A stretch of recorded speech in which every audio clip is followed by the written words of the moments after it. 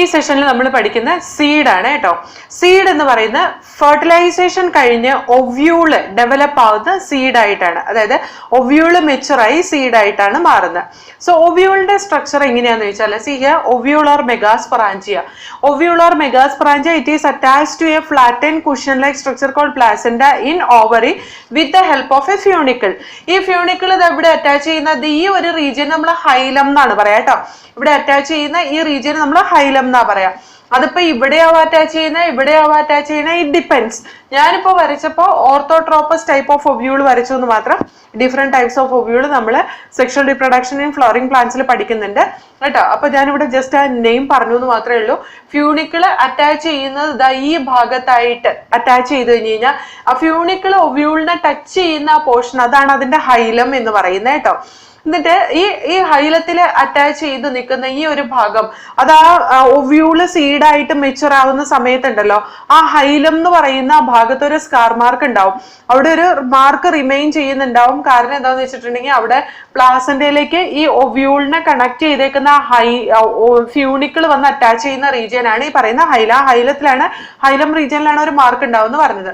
പിന്നെ ഈ ഒവ്യൂളിനെ കവർ ചെയ്തിട്ട് 2 ഇന്റഗ്യുമെന്റ് ഉണ്ടാവും. ഒവ്യൂളിന് 2 കവറിങ് ഉണ്ടാവും സാധാരണയായിട്ട് കേട്ടോ ആൻജിയോസ്പെർമിൽ. ചിലപ്പോൾ അത് യൂണിടെക്നിക് ആയിരിക്കാം, ചിലപ്പോ നല്ല ജനറലി അത് ബൈടെക്നിക് ആണ്. സാധാരണയായിട്ട് 2 ഇന്റഗ്യുമെന്റ്സ് ഉണ്ടാവും. അതിന്റെ ഔട്ടർ ഇന്റഗ്യുമെന്റും ഇന്നർ ഇന്റഗ്യുമെന്റും. ഈ ഔട്ടർ ഇന്റഗ്യുമെന്റ് സീഡിന്റെ ഔട്ടർ കവറിംഗ് ആയിട്ടാണ് ഡെവലപ്പ് ചെയ്യുക. ഔട്ടർ ഇന്റഗ്യുമെന്റ് സീഡിന്റെ ഔട്ടർ കവറിംഗ് ടെസ്റ്റ് ആയിട്ട് ഡെവലപ്പ് ചെയ്യും. സീഡിന്റെ ഔട്ടർ കവറിംഗ് ടെസ്റ്റ് ആയിട്ട് ഡെവലപ്പ് ചെയ്യും. ഇന്നർ ഇന്റഗ്യുമെന്റ് സാധാരണ ടെക്മൻ ആയിട്ടാണ് ഡെവലപ്പ് ചെയ്യുന്നത്. അതായത് inner seed coat inner and outer seed coat will be there. സീഡിന്റെ ഔട്ടർ സീഡ് കോട്ട് എന്ന് പറയുന്ന ഔട്ടർ ഇന്റഗ്യുമെന്റ് ഡെവലപ്പ് ആയിട്ടുള്ള ടെസ്റ്റ് ആണ്. ഇന്നർ സീഡ് കോട്ട് എന്ന് പറയുന്നത് ടെക്മൻ ആണ്, അത് ഇന്നർ ഇന്റഗ്യുമെന്റ് ഡെവലപ്പ് ആയിട്ടുള്ളതാണ്. ഈ ഒവ്യൂളിന്റെ ഉള്ളിലാണ് എന്തിരിക്കുന്നത്? എംബ്രിയോ സാക്ക് ഇരിക്കുന്നത്. എംബ്രിയോ സാക്കില് ഒരു എഗ്ഗും ഉണ്ട്, 2 സൈനർജിഡും ഉണ്ട്, 2 പോളാർ ന്യൂക്ലിയ ഉണ്ട്, 3 ആന്റിപോഡൽ സെൽസും ഉണ്ട്. ഇവിടെ ഡബിൾ ഫെർട്ടിലൈസേഷൻ നടക്കുന്നതെന്ന് നമുക്കറിയാലോ. അവിടെ ഒന്ന് വന്നിട്ട് പ്രോപ്പർ സിംഗമി, അതായത് ഫെർട്ടിലൈസേഷൻ വിത്ത് ദ എഗ്, അതായത് മെയിൽ ഗ്യാമീറ്റും ഫീമെയിൽ ഗ്യാമീറ്റും തമ്മിലുള്ള ഫ്യൂഷൻ ഇവിടെ നടക്കും. അവിടെയാണ് എന്തുണ്ടാവുക? സൈഗോട്ട് ഉണ്ടാവുക. ഇനി ഒരു മെയിൽ ഗ്യാമീറ്റ് പോളാർ ന്യൂക്ലിയ ആയിട്ടും ഫ്യൂസ് ചെയ്യുന്നുണ്ട്. പോളാർ ന്യൂക്ലിയ ആയിട്ട് ഫ്യൂസ് ചെയ്താൽ അത് പ്രൈമറി എൻഡോസ്പേം ന്യൂക്ലിയസ് ആയിട്ട് മാറി എൻഡോസ്പേം ആയിട്ടാണ് ഡെവലപ്പ് ചെയ്യുന്നത്. ഇത് നമ്മൾ 9th സ്റ്റാൻഡേർഡിൽ പഠിച്ചില്ലേ? കുറച്ച് ഇങ്ങനത്തെ കുറച്ച് കാര്യങ്ങളൊക്കെ നമ്മൾ പഠിച്ചിട്ടുള്ളതല്ലേ. അപ്പൊ ഞാനിപ്പോ പറഞ്ഞ ഞങ്ങൾക്ക് മനസ്സിലാവുമല്ലോ. So here this embryo sac, it consists of 1 egg apparatus, antipodal cells, and it has polar nuclei. As it undergo double fertilization, here one male gamete will fuse with an egg, another male gamete it will fuse with a polar nuclei.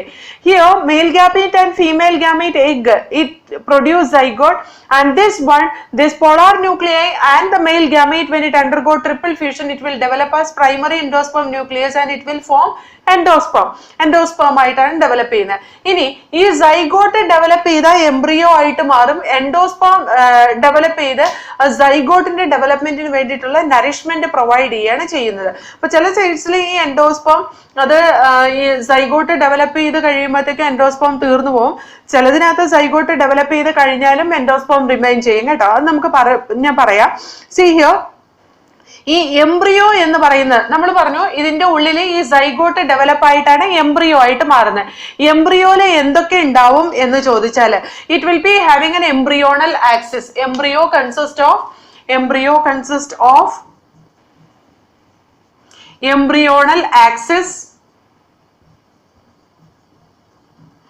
Embryonal ആക്സിസിന് നമുക്ക് tigellum എന്നും പറയാം കേട്ടോ. ടിഗെല്ലം എന്നും പറയാം embryonal ആക്സിസിന്. Embryonal ആക്സിസിന് 2 ഭാഗങ്ങളാണ് ഉള്ളത്. Embryonal axis it consist of epicotyl and hypocotyl region. ഉണ്ട് എംബ്രിയോണൽ ആക്സിസ്, ഇത് ഒരു കംപ്ലീറ്റ് എംബ്രിയോ ആണ് കേട്ടോ. ഈ കംപ്ലീറ്റ് എംബ്രിയോയില് ഇതിന്റെ ആക്സിസ് എന്ന് പറയുന്നത് ഇത്രയും പോർഷൻ ആണ്. ഈ ഇത്രയും ഭാഗമാണ് അതിന്റെ ആക്സിസ് എന്ന് പറയുന്നത്. ഈ എംബ്രിയോണൽ ആക്സിസിൽ 2 ഭാഗങ്ങളുണ്ട്, 2 പോർഷൻസ് ഉണ്ട്. അത് കോട്ടിലിഡൻ പ്രൊഡ്യൂസ് ചെയ്തിരിക്കുന്നത് മുതൽ മുകളിലേക്കുള്ള ഭാഗത്തിന് എപ്പികോട്ടൈൽ റീജിയൻ എന്ന് പറയും. ഇത്രയും ഭാഗം ഇതിന്റെ എപ്പികോട്ടൈൽ റീജിയൻ ആണ്. അതേപോലെ തന്നെ കോട്ടിലിഡൻ പ്രൊഡ്യൂസ് ചെയ്യുന്നതിന്റെ നേരെ താഴത്തേക്കുള്ള ഭാഗത്തിന്, അതായത് കോട്ടിലിഡൻ പ്രൊഡ്യൂസ് ചെയ്യുന്നതിന് മുമ്പുള്ള എംബ്രിയോണൽ ആക്സിസിന്റെ ഭാഗത്തിന് നമ്മൾ ഹൈപ്പോകോട്ടൈൽ റീജിയൻ എന്നാണ് പറയാ. So embryonal axis it consist of epicotyl and hypocotyl region, epicotyl and hypocotyl region. അതേപോലെ തന്നെ എപ്പികോട്ടൈൽ റീജിയൻ ഇതിന്റെ തുമ്പറ്റത്ത് നമുക്ക് എന്ത് കാണാൻ കഴിയും? പ്ലൂമ്യൂള് കാണാൻ കഴിയും. അപ്പൊ പ്ലൂമ്യൂളും ഉണ്ട് എന്തില്? എംബ്രിയോയില്. അതേപോലെ തന്നെ ഈ ഹൈപ്പോകോട്ടൈൽ റീജിയന്റെ ഈ അറ്റത്തായിട്ട് നമുക്ക് എന്ത് കാണാൻ കഴിയും? റാഡിക്കിൾ കാണാൻ കഴിയും. So radicle is also present in the embryo. റാഡിക്കിളിന്റെ, പ്ലൂമ്യൂളിന്റെ, embryonal axis, epicotyl, hypocotyl regions are there and cotyledons will be there. കേട്ടോ, കോട്ടിലിഡൻസ് എന്ന് പറഞ്ഞാല് ഡൈകോട്ടിലിഡിനസ് പ്ലാന്റ്സിനകത്താണെങ്കിൽ 2 കോട്ടിലിഡൻ ഉണ്ടാവും. മോണോകോട്ടിലിഡിനസ് സീഡിലാണെങ്കിൽ, ഡൈകോട്ടിലിഡിനസ് സീഡിലാണെങ്കിൽ 2 കോട്ടിലിഡൻസ് ഉണ്ടാവും. ലൈക്ക് ദിസ് ഉണ്ടോ, 2 കോട്ടിലിഡൻ ഉണ്ട്.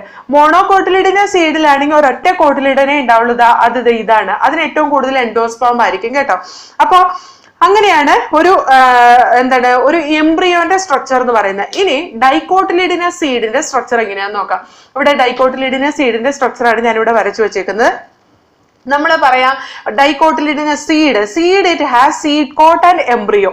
സാധാരണയായിട്ട് സീഡ് കോട്ടും എംബ്രിയോ ഉള്ളതാണ്. അപ്പൊ ഡൈകോട്ടിലിഡിനസ് സീഡിന്റെ കേസിൽ അതിനൊരു സീഡ് കോട്ട് ഉണ്ട്, സീഡിന്റെ കവറിംഗ് ഉണ്ട്. അതിന്റെ ഔട്ടർ കവറിങ്ങിന് നമ്മൾ ടെസ്റ്റ എന്ന് പറയും, ഇന്നർ കവറിങ്ങിന് നമ്മൾ ടെക്മൻ എന്ന് പറയും. അതേപോലെ it will be having A ഹൈലം A scar mark ആയിട്ട് നമുക്ക് അവിടെ കാണാൻ കഴിയും. This ഹൈലം the scar mark through which the funicle it attaches to the ovule, and funicle is a structure which will attach ovule to the placenta. പ്ലാസന്റേനെ ഒവ്യൂളിനെ തമ്മിൽ connect ചെയ്യുന്ന ആ funicle വന്ന് നിൽക്കുന്ന റീജിയൻ ആണ് ആ സ്കാർ മാർക്ക് അല്ലെങ്കിൽ ആ ഹൈലം കൊണ്ട് റെപ്രസെന്റ് ചെയ്യുന്നത്. കേട്ടോ, ഇനി ഇത് കണ്ട് ഈ ഇന്റഗ്മെന്റ് കവർ ചെയ്യാത്ത ഒരു റീജിയൻ ഉണ്ട് ഈ ഒവ്യൂളിന്. കേട്ടോ, ആ ഒരു റീജിയന് നമ്മൾ മൈക്രോ പൈലാർ റീജിയൻ എന്നാ പറയാ. ഇന്റഗ്മെന്റ് കവർ ചെയ്യാത്ത ഈ റീജിയന് പറയുന്ന മൈക്രോ പൈലാർ റീജിയൻ എന്നാണ്. മൈക്രോ പൈലാർ റീജിയന്റെ നേരെ ഓപ്പോസിറ്റ് കാണുന്ന റീജിയൻ ചലാസൽ എൻഡ് എന്ന് പറയും. Micropylar end and chalazal end. കേട്ടോ, micropylar end and chalazal end. So here we can say ഹൈലത്തിന്റെ തൊട്ട് മുകളിലായിട്ട് നമുക്ക് മൈക്രോപൈലാർ റീജിയൻ കാണാൻ പറ്റും. അതൊരു സ്മോൾ പോർ ആണ്. കേട്ടോ, അതായത് ഇവിടെ ഇപ്പൊ ഹൈലം ദൈ കാണിച്ചേക്കുന്നതാണ്, അതിന്റെ മുകളിലായിട്ട് നമുക്ക് മൈക്രോപൈലാർ റീജിയൻ കാണാൻ പറ്റും. ഇനി ഒവ്യൂള് നേരെ അറേഞ്ച് ചെയ്തേക്കുന്നത് ഈ രീതിയിലാണെങ്കിൽ ഉണ്ടല്ലോ, ഇങ്ങനെയാണ് അറേഞ്ച് ചെയ്തേക്കുന്നത്. ഈ ഫ്യൂണിക്കിൾ ഇങ്ങനെയാണ് വന്ന് നിൽക്കുന്നതെങ്കിൽ നമുക്ക് നേരെ ഇത് നോക്കി, ഇതായിരിക്കും ഇതിന്റെ മൈക്രോപൈലാർ റീജിയൻ എന്ന് പറയുന്നത്. കണ്ടോ, ഈ ഹൈലത്തിന്റെ തൊട്ടടുത്ത് അതിന്റെ മൈക്രോപൈലാർ റീജിയൻ അല്ലെങ്കിൽ അതിന്റെ നേരെ തന്നെയാണ് മൈക്രോപൈലാർ റീജിയൻ എന്ന് പറയാം. That is according to the arrangement of the ovule. Ovule എങ്ങനെയാണോ അറേഞ്ച് ചെയ്തേക്കുന്നത് അതനുസരിച്ചായിരിക്കും ഫ്യൂണിക്കിളും മൈക്രോപൈലാർ റീജിയനും നമുക്ക് കമ്പയർ ചെയ്യാൻ കഴിയാം. അതേപോലെ സീഡ് കോട്ടിന്റെ ഉള്ളിലാണ് എംബ്രിയോ ഇരിക്കുന്നത്. സീഡ് കോട്ടിന്റെ ഉള്ളിലാണ് എംബ്രിയോ ഇരിക്കുന്നത്. Embryo has an embryonal axis. Embryonal ആക്സിസിന് നമ്മൾ പറയുന്ന വേറൊരു പേരാണ് ചിഗല്ലം. അതേപോലെ 2 കോട്ടിലിഡനും ഉണ്ടാവും. ഡൈകോട്ടിലിഡിനസ് സീഡ്സിന്റെ കേസിൽ ഡൈകോട്ടിലിഡിനസ് സീഡിന്റെ സ്ട്രക്ചർ ആണ് പറയുന്നത്. ഇത് സാധാരണയായിട്ട് ഡൈകോട്ടിലിഡിനസ് സീഡിന്റെ കോട്ടിലിഡൻ വന്നിട്ട് ഫ്ലഷി ആയിരിക്കും. അതുപോലെ തന്നെ full of reserve food material ആയിരിക്കും. കാരണം എന്താണെന്ന് വെച്ചാല് ഈ സീഡ് ഇത് ഇതാക്കണ്ട, എംബ്രിയോ ഉണ്ടായി, സീഡ് കോട്ടിലിഡൻ ഒക്കെ ഉണ്ടായി ഇങ്ങനെ ഇരിക്കുന്ന ഈ സീഡ് ഉണ്ടല്ലോ, ഇതിന് വെള്ളവും അതുപോലെ ഓക്സിജനും ഒക്കെ കിട്ടി വീണ്ടും വളരാനുള്ളതാണ്. എന്തായിട്ടൊരു ചെടിയായിട്ട് ആ വളരുന്ന സമയത്ത് വീണ്ടും സീഡിന്റെ ജെർമിനേഷന് വേണ്ടിയിട്ട് ഇതിന്റെ ഉള്ളിലിരിക്കുന്ന എംബ്രിയോന്റെ പ്ലൂമ്യൂള് ഷൂട്ട് ആവാനും ഈ റാഡിക്കിള് റൂട്ട് ആവാനും വേണ്ടിയിട്ട് എന്ത് വേണം?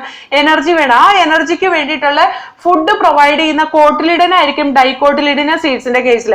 ഡൈകോട്ടിലിഡിനസ് സീഡ്സിന്റെ കേസിൽ കോട്ടിലിഡനിലാണ് ഫുഡ് റിസർവ് ഉള്ളത്. കേട്ടോ, അതേസമയം മോണോകോട്ടിന്റെ കേസിൽ എൻഡോസ്പേമിലാണ് ഫുഡ് റിസർവ് വരുന്നത്. ഞാൻ പറഞ്ഞുതരാം മോണോകോട്ടിന്റെ സ്ട്രക്ചർ പഠിക്കുമ്പോൾ. കേട്ടോ, അതേപോലെ എംബ്രിയോണൽ ആക്സിസിലെ എപ്പികോട്ടൈൽ റീജിയൻ ഉണ്ട്, ഹൈപ്പോകോട്ടൈൽ റീജിയൻ ഉണ്ട്. എപ്പികോട്ടൈൽ റീജിയന്റെ ടിപ്പിൽ നമുക്ക് പ്ലൂമ്യൂള് കാണാൻ പറ്റും. അതുപോലെ ഹൈപ്പോകോട്ടൈൽ റീജിയന്റെ ടിപ്പിൽ നമുക്ക് റാഡിക്കിളും കാണാൻ പറ്റും. എന്ന് പറഞ്ഞാൽ എപ്പികോട്ടൈൽ എൻഡ് ചെയ്യുന്ന പ്ലൂമ്യൂളിലും ഹൈപ്പോകോട്ടൈൽ എൻഡ് ചെയ്യുന്ന റാഡിക്കിളിലുമാണ് എന്ന് ചുരുക്കം. ഇനി സാധാരണയായിട്ട് ഡൈകോട്ടിലിഡിനസ് സീഡ് ഡെവലപ്പ് ചെയ്യുന്ന സമയത്ത് ഇവിടെ ഉണ്ടാവുന്ന ഈ എൻഡോസ്പേം ഉണ്ടല്ലോ, ഈ എൻഡോസ്പേം കംപ്ലീറ്റ്ലി യൂസ് ചെയ്തിട്ടുണ്ടാവും for the development of the zygote. സൈഗോട്ടിന്റെ ഡെവലപ്മെന്റിന് വേണ്ടിയിട്ട് എൻഡോസ്പേം കംപ്ലീറ്റ് ആയിട്ട് യൂസ് ചെയ്തിട്ടുണ്ടാവും. അതുകൊണ്ട് തന്നെ dicotyledonous seeds are non endospermous അല്ലെങ്കിൽ non albuminous seed, ex albuminous seed അല്ലെങ്കിൽ നോൺ എൻഡോസ്പേമസ് സീഡ് എന്ന് പറയാം. കേട്ടോ, dicotyledonous seed ex albuminous or എന്ന് പറഞ്ഞാൽ എൻഡോസ്പേം ഇല്ലാത്ത ഓർ നോൺ എൻഡോസ്പേമ സീഡാണ്. ഡൈകോട്ടിലിഡിനസ് സീഡ്സ് ആർ എക്സാൽബുമിനസ് അല്ലെങ്കിൽ നോൺ എൻഡോസ്പേമ സീഡ്സ് ആണ് ഡൈകോട്ടിലിഡിനസ് സീഡ്സ് എന്ന് പറയുന്നത്. ഇനി അതിനൊരു എക്സെപ്ഷൻ ആണ് കാസ്റ്റർ. കാസ്റ്റർ എന്ന് പറയുന്ന ഡൈകോട്ടിലിഡിനസ് സീഡില് എൻഡോസ്പേം ഉണ്ട് even after the development of the embryo. ഇങ്ങനൊരു കണ്ടീഷനിൽ എത്തിക്കഴിയുമ്പോഴും രണ്ട് കോട്ടിലിഡൻ ഉണ്ടായി ഈ എംബ്രിയോ പ്ലൂമ്യൂളും റാഡിക്കളും ഒക്കെ ഉള്ള ആ എംബ്രിയോ ഡെവലപ്പ് ആയി കഴിയുമ്പോഴും അത്ര ഉണ്ടായി കഴിയുമ്പോഴും അതിന്റെ ഉള്ളിൽ എന്തുണ്ടാവും എന്നറിയോ? എൻഡോസ്പേം ഉണ്ടാവും. അപ്പോൾ castor is an exception for this. They will be having the endosperm even after the development of the zygote. Zygote develop ചെയ്തതിന് ശേഷവും എൻഡോസ്പേം പെർസിസ്റ്റ് ചെയ്യുന്ന സീഡ്സിനെ നമ്മൾ എൻഡോസ്പെർമിക് സീഡ് അല്ലെങ്കിൽ എൻഡോസ്പെർമസ് സീഡ് അല്ലെങ്കിൽ ആൽബുമിനസ് സീഡ് എന്നൊക്കെ റെപ്രസെന്റ് ചെയ്യാം കേട്ടോ. അപ്പോ എൻഡോസ്പേം ഇല്ലാത്ത സീഡിനെ നമ്മൾ എക്സാൽബുമിനസ് അല്ലെങ്കിൽ നോൺ എൻഡോസ്പേമ സീഡ് എന്ന് പറഞ്ഞു. ഇത് സാധാരണയായിട്ട് പീ, അതുപോലെ തന്നെ ഗ്രൗണ്ട് നട്ട്, അങ്ങനത്തെ ഗ്രാം, ബീൻ, ഇതിനകത്തൊക്കെ നമുക്ക് നോൺ എൻഡോസ്പേം റിമെയിൻ ചെയ്തില്ല. അതുകൊണ്ട് നോൺ എൻഡോസ്പേമസ് എന്നാണ് നമ്മൾ അതിനെ റെപ്രസെന്റ് ചെയ്യുന്നത്. പക്ഷെ കാസ്റ്ററിന്റെ കേസിൽ അത് എൻഡോസ്പേമസ് ആണ്. പിന്നെ വേറൊരു കാര്യമുണ്ട്, ഈ ഒവ്യൂള് ഡെവലപ്പ് ചെയ്ത് ഒവ്യൂളിന്റെ ഉള്ളില് എംബ്രിയോസാക്ക് ഡെവലപ്പ് ചെയ്യുന്ന സമയത്ത് ആ എംബ്രിയോസാക്കിന്റെ മിയോട്ടിക് ഡിവിഷന് വേണ്ടിയിട്ട് ഫുഡ് സപ്ലിമെന്റ് കൊടുക്കുന്ന ആ ഒവ്യൂളിന്റെ ഉള്ളിലിരിക്കുന്ന ചില സെൽസാണ്. ആ സെൽസിന് നമ്മൾ ന്യൂസെല്ലാർ സെൽസ് എന്നാ പറയാ. ആ nucellar cells even after the development of the zygote develop ചെയ്തതിന് ശേഷവും ന്യൂസെല്ലാർ സെൽസ് റിമെയിൻ ചെയ്യുകയാണെങ്കിൽ നമ്മൾ അതിനെ പറയുന്ന പെരിസ്പെർമസ് സീഡ് എന്നാണ് കേട്ടോ.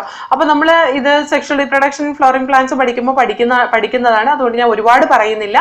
Nucellar region even after the development of the zygote, if it is present inside the seed, that is called as perispermous seed.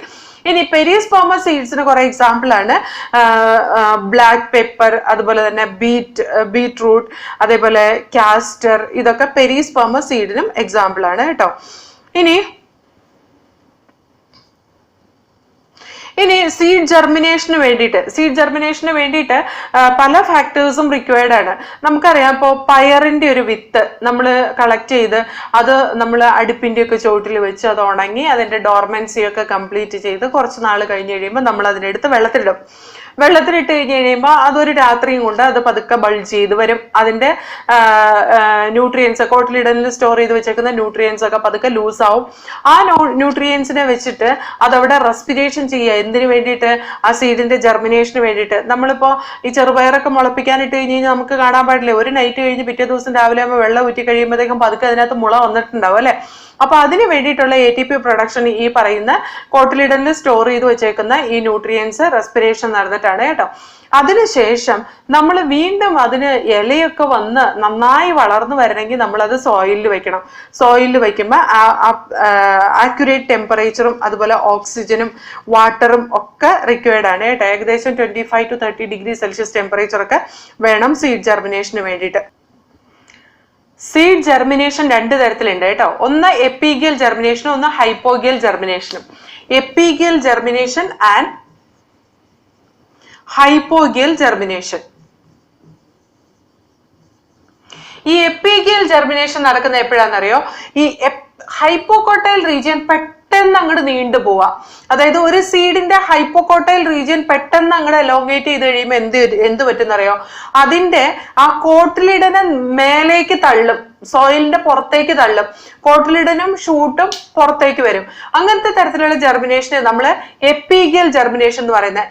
എപ്പിഗിയൽ germination in which hypocotyl elongation occurs first.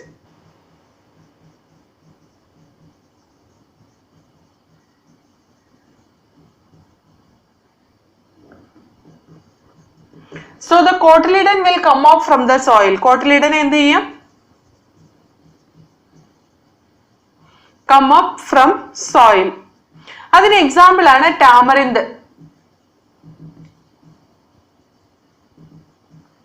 നിങ്ങൾ നോക്കിയ പുളിയുടെയൊക്കെ കുരു കിടന്നു കഴിഞ്ഞിട്ടുണ്ടെങ്കിൽ അത് മുളച്ചു വരുന്ന അതിന്റെ ഹൈപ്പോകോട്ടൈൽ റീജിയൻ പെട്ടെന്ന് അങ്ങോട്ട് വളർന്നു പോകും. ഹൈപ്പോകോട്ടൈൽ റീജിയൻ ഇങ്ങോട്ട് പോരുമ്പോൾ എന്താണെന്ന് വെച്ചിട്ടുണ്ടെങ്കിൽ അതിന്റെ കോട്ടിലിയുടെ നേരെ പുഷ് ചെയ്യും എങ്ങോട്ടാ, സോയിലിന്റെ പുറത്തേക്ക്. അപ്പൊ അതൊരു കോട്ടിലിഡിനറി ലീഫായിട്ട് നമ്മൾ ആ നിലത്ത് സോയിലിൽ കിടന്നിരുന്ന ആ ടാമറിന്തിന്റെ സീഡ് വന്നിട്ട് മേലെ എത്തി ആ സീഡിന്റെ നടുവിൽ കൂടി ഒരു ഷൂട്ട് ഉണ്ടാവും നമുക്ക് കാണാൻ കഴിയും അല്ലെ. അതിനെ നമ്മൾ എപ്പിഗിയൽ ജെർമിനേഷൻ എന്ന് പറയാം. ഇനി ഹൈപ്പോഗിയൽ ജെർമിനേഷൻ എന്ന് പറഞ്ഞു കഴിഞ്ഞിട്ടുണ്ടെങ്കിൽ ഇത് ഹൈപ്പോകോട്ടൈൽ റീജിയൻ അലോങ്ങേറ്റ് ഫസ്റ്റ്.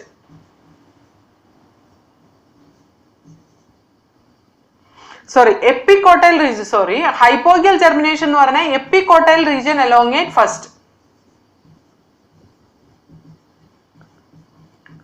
അങ്ങനെ എപ്പികോട്ടൈൽ റീജിയൻ ഫസ്റ്റ് അലോങ്ങേറ്റ് ചെയ്യുന്നതുകൊണ്ട് തന്നെ അതിന്റെ കോട്ടിലിഡനൊക്കെ മണ്ണിൽ തന്നെ കിടക്കുകയുള്ളൂ.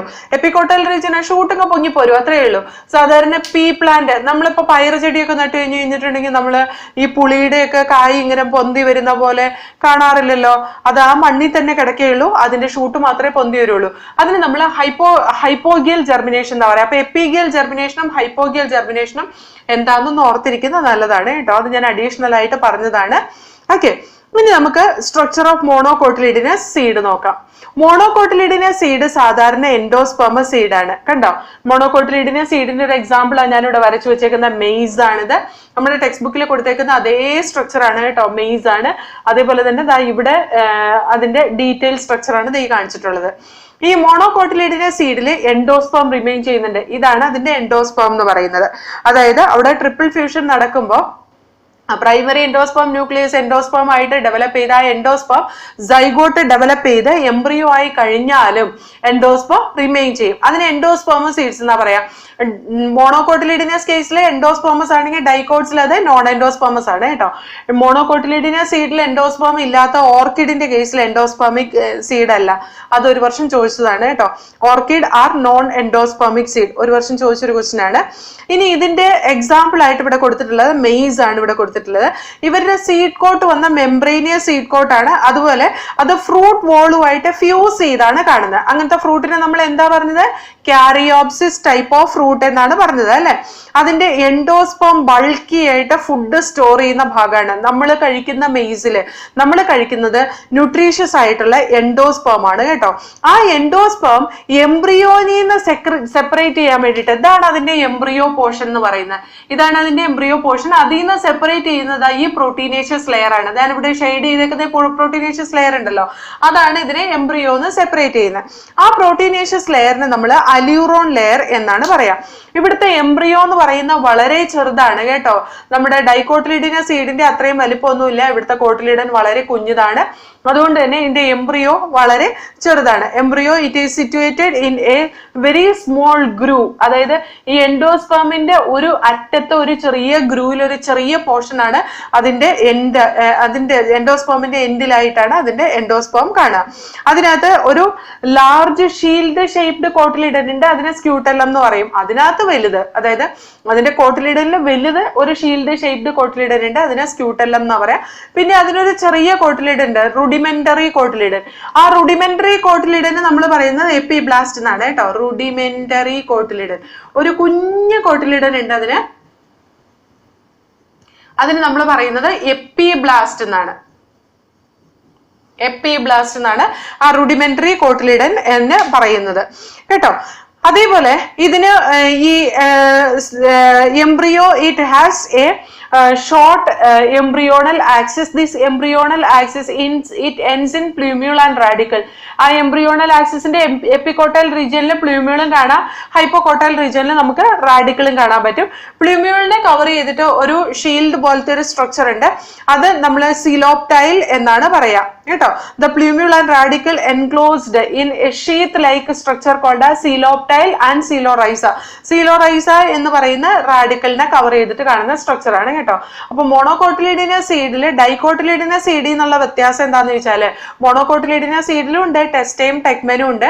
മോണോകോട്ടിലിഡിന സീഡില് എൻഡോസ്പോം ഉണ്ടാവും, ഡൈക്കോട്ടില് എൻഡോസ്പോം ഉണ്ടാവില്ല. അതേപോലെ തന്നെ മോണോകോട്ടിലെ എംബ്രിയോ എന്ന് പറയുന്ന ഒരു ചെറിയ ഗ്രൂവിൽ എൻഡോസ്പോമിന്റെ ഒരു എൻഡിലായിട്ട് കാണുന്നതാണ്. ഡൈക്കോട്ടിൽ അങ്ങനെയല്ല, ആ ഒവ്യൂളിനായിട്ട് ഒവ്യൂളിൽ കംപ്ലീറ്റ് അല്ലെങ്കിൽ ആ സീഡിൽ കംപ്ലീറ്റ് നിറഞ്ഞിരിക്കുന്നത് എന്താണ്? അതിന്റെ എംബ്രിയോ തന്നെയാണ്. ഇവിടെ വന്നിട്ട് എംബ്രിയോ അല്ല, അതിനകത്ത് സീഡിൽ ഫുള്ളായിട്ട് നിറഞ്ഞിരിക്കുന്ന അതിന്റെ എൻഡോസ്പോം ആണ്. അതേപോലെ തന്നെ ഇതിന്റെ എൻഡോസ്പോം ആ എംബ്രിയോ ഭാഗത്തുനിന്ന് സെപ്പറേറ്റ് ചെയ്യുന്ന ഒരു പ്രോട്ടീനേഷ്യസ് ലെയർ അല്യൂറോൺ എന്ന ലെയർ ആണ്. മോണോകോട്ടില് ഇത് എൻഡോസ്പോം ഇല്ലാത്തതിന് ഒരു എക്സാമ്പിൾ ഓർക്കിഡ് ആണ്, ഓർത്തിരുന്നോളാം, അത് ഇമ്പോർട്ടന്റ് ആണ് കേട്ടോ. ഇനി ഇതിന്റെ സിംഗിൾ കോട്ടിലിഡൻ നമ്മൾ പറയുന്ന പേര് സ്ക്യൂട്ടല്ലം എന്നാണ്. പിന്നെ അതിനൊരു ചെറിയൊരു റുഡിമെന്ററി കോട്ടിലിഡൻ ഉണ്ട്. ആ റുഡിമെന്ററി കോട്ടിലിഡന് നമ്മൾ പറയുന്ന പേര് എപ്പിബ്ലാസ്റ്റ് എന്നാണ്. ഇതിനും എംബ്രിയോണൽ ആക്സിസ് ഉണ്ട്. എംബ്രിയോണൽ ആക്സിസ് വളരെ ചെറുതാണ് ഡൈക്കോട്ടിലിഡിനസ് സീഡിന്റെ വെച്ചിട്ട്. എംബ്രിയോണൽ ആക്സിസിന്റെ എപ്പിക്കോട്ടൈൽ റീജിയൻ പ്ലൂമ്യൂളിലും ഹൈപ്പോകോട്ടൈൽ റീജിയൻ സീലോറൈസയിലും ആണ് എൻഡ് ചെയ്യുന്നത്. പ്ലൂമ്യൂളിനെയും റാഡിക്കലിലുമാണ് എൻഡ് ചെയ്യുന്നത്. പ്ലൂമ്യൂളിനെ റാഡിക്കലിനെ കവർ ചെയ്തിട്ട് ഒരു ഷീത്ത് പോലത്തെ സ്ട്രക്ചർ ഉണ്ട്, that is coleoptile and coleorhiza. Okay, അപ്പൊ ഇത്രയേ ഉള്ളൂ നമ്മുടെ സീഡ്സ് എന്ന പോർഷൻ. ഇനി